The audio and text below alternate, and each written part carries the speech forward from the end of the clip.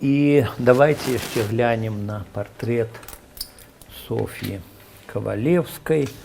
Мы уже про яе говорили, калі у нас была лекция про тых, хто праславіў у свеце сябе і айчыну, таксама беларускі шляхецкі род, Герба Корвін, першая ў свеце жанчына прафесор матэматыкі, але Софья Ковалевская, апроч сваіх навуковых студый, была і літаратаркай, написала аповесць «Нігілістка», она была такой ля вытокаў фемінізма стаяла. Ёсць звесткі, што яна ў часы парыжскай камуны прабралася ў Парыж, была там сестрой міласэрнасці.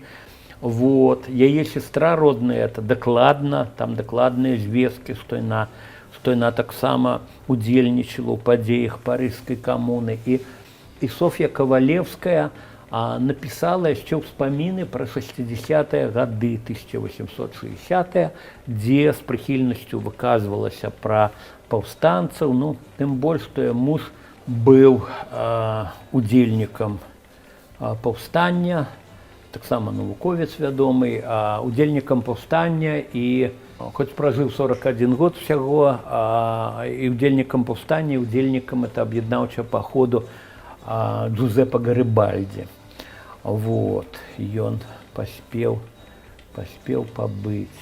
Са шкадаваннем, але развітваемся з нашымі гераінямі, сапраўды гераінямі у розных сэнсах гэтага слова, гераінямі сённяшняй нашай лекцыі.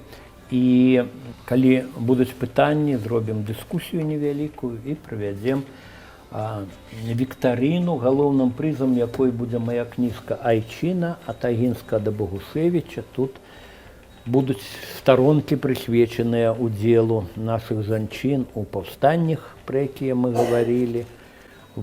Тут вы сустрэнецеся і з Марыяй Ямант, і з Людвікай, і з Аленай, іх сестрой, якая была, дарэчы, нарачонай яшчэ аднаго паўстанцкага правадыра Цітуса Далевскага, вельмі блізкага сябра Каліновскага.